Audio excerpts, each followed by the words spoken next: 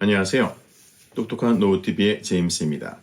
최근 이재명 후보가 어르신 정책을 발표하면서 기초연금 부부 감액의 단계적 축소와 맞춤형 주택연금 제도를 추진하겠다고 밝혀서 관심을 끌고 있습니다. 과연 어떤 내용인지 오늘 아주 쉽게 설명해 드리도록 하겠습니다. 이재명 민주당 대통령 후보가 지난 8일 기초연금 부부 감액을 단계적으로 줄여서 어르신들 부부가 좀 더 여유롭게 지내시도록 돕겠다고 밝혔는데요. 2025년 현재 기초연금은 만 65세 이상 소득 하위 70% 어르신들께 매달 25일 34만 2,510원까지 지급하고 있지만 부부가 동시에 기초연금을 받을 경우 부부 각각 20%씩 무조건 감액을 하고 있습니다. 최근 보건복지부의 자료에 따르면 부부 감액으로 기초연금이 무조건 20% 줄어든 가구가 2018년 41.6%에서 점점 증가해서 2022년 기준 43%에 이르고 있는 것으로 나타났는데요. 부부 가구는 주거비 등을 공동으로 지출하기 때문에 생활비가 덜 든다는 이유에서입니다. 하지만 부부 감액 제도는 치명적인 문제를 안고 있습니다. 같은 2인 가구라도 부부 가구만 감액 대상이고 가족 구성원이 모두 기초연금 대상인 부녀, 모자 등의 가구에는 감액이 적용되지 않는다는 것인데요.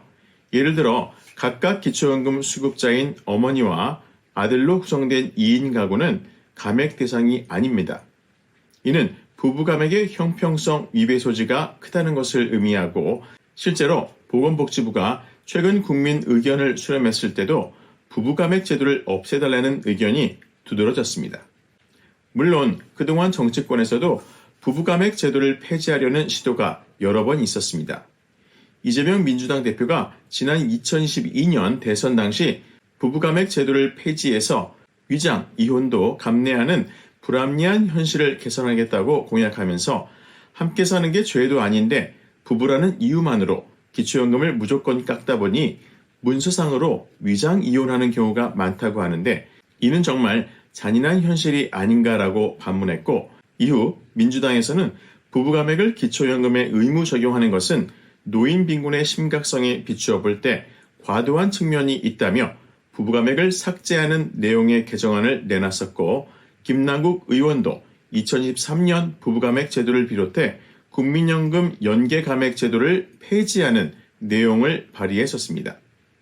그런데 그동안 정부에서는 부부감액의 폐지에 신중한 입장이었습니다. 이는 기초연금 수급자의 43%에 이르는 부부가구의 기초연금 수급액이 늘면 재정 부담이 눈덩이처럼 커지기 때문이라고 할 수 있는데요. 실제로 부부감액이 폐지되면 연간 3조 원 정도의 추가 예산이 필요하고 부부가구와 단독가구 간의 급여 격차가 심화할 수 있다는 점과 장기적으로 재정 부담을 고려할 필요가 있다는 것입니다. 다음은 맞춤형 주택연금 확대에 대한 내용입니다.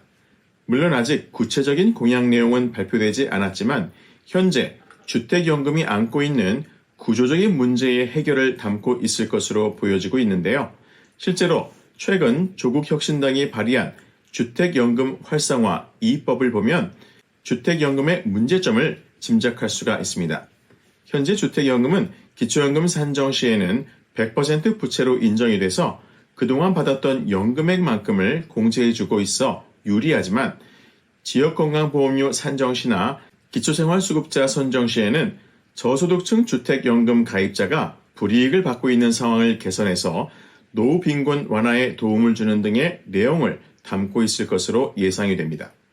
그렇다면 주택연금에 가입하려면 어떤 조건들을 충족해야 될지 알아보겠습니다. 본격적인 설명에 앞서 먼저 주택연금이 무엇인지에 대해서 설명을 드리면 집을 소유하고 계시지만 노후 생활자금이 부족한 고령층의 안정적인 노후 생활을 위해 소유한 주택을 담보로 제공하고 담보로 제공한 주택에서 자신이 직접 거주하면서 매달 국가가 보증하는 연금을 받는 제도입니다. 그렇다면 주택연금을 가입하기 위해 반드시 통과해야 할 관문에는 어떤 것이 있는지 또한 알아보겠습니다. 첫째, 가입 자격은 부부 중 한 명이 대한민국 국민이어야 하고, 두 번째, 가입 연령은 부부 중 한 명이 만 55세 이상이고, 셋째, 부부 기준 공시가격 12억 원 이하 주택 소유자여야 하는데요. 다주택자라도 합산 공시가격이 12억 원 이하면 가입이 가능하며, 공시가격 12억 원 초과 2주택자의 경우 3년 이내에 1주택을 처분하면 가입이 가능합니다. 넷째, 대상주택은 아파트를 포함한 주택, 지방자치단체에 신고된 노인복지주택, 그리고 주거 목적의 오피스텔도 가능합니다. 다섯째, 거주요건은 주택연금 가입주택을 가입자 또는 배우자가 실제로 거주지로 이용하고 있어야 합니다. 이번엔 주택연금의 장점에 대해 설명해 드리겠습니다. 주택연금의 장점 첫 번째는 자기 집에 계속해서 살면서 평생 연금을 받을 수 있는 것이고, 주택연금의 장점 두 번째는 절대로 손해보지 않는다는 것입니다. 예를 들어 10억 원 아파트를 주택연금에 가입하고 부부가 장수해서 12억 원을 받는다면 어떻게 될까요? 걱정하실 필요가 없습니다. 국가가 책임지고 부부가 모두 사망할 때까지 약속한 연금을 조건 없이 계속 지급하게 됩니다. 이번엔 반대로 10억 원 아파트를 주택연금에 가입하고 연금을 2억 원만 받고 부부 모두 사망했다면 어떻게 될까요? 10억 원에서 그동안 받았던 연금의 합계, 이자, 보증료 등을 공제하고 남는 금액을 자녀에게 상속하게 됩니다. 그렇다면 주택연금에는 단점이 없을까요? 물론 주택연금에도 단점은 존재합니다. 첫 번째, 주택연금은 가입 시점의 주택 가격과 가입 연령을 기준으로 연금 수령액이 결정되기 때문에 가입 후 집값이 오른다면 손해를 볼 수가 있습니다. 물론 나중에 주택연금 가입자가 사망 후 주택을 처분해서 남는 돈이 있다면 자식을 포함한 상속인에게 지급되기 때문에 손해라기보다는 주택연금의 특징이라고 할 수가 있습니다. 두 번째, 처음 주택연금에 가입할 때 0.5%의 초기 보증료가 발생하고 이후 매년 0.75%의 보증료가 발생하게 됩니다. 그러면 주택연금 가입 후 해지도 가능할까요? 물론 주택연금도 해지를 할 수가 있습니다.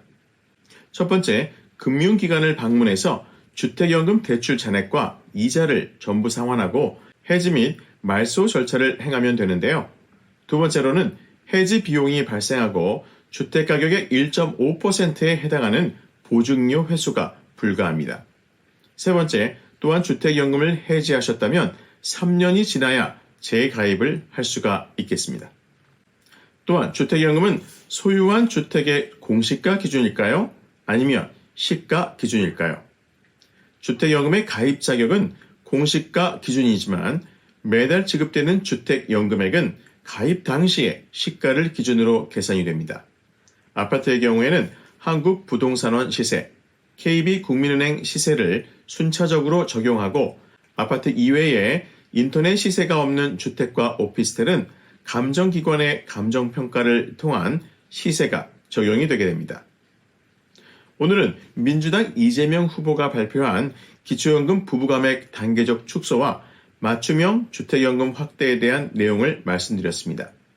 앞으로 6월 3일 조기 대선이 다가올수록 각 당의 후보들이 기초연금을 포함한 어르신들께 도움이 될 수 있는 민감한 공약들을 경쟁적으로 발표할 것으로 보여지는데요.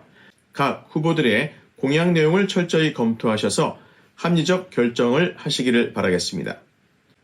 오늘도 똑똑한 노후TV와 함께 해주신 여러분들께 깊은 감사를 드리고 앞으로도 여러분들에게 도움이 되는 알찬 내용을 가지고 다시 인사드리도록 하겠습니다. 늘 행복하시고 건강하세요.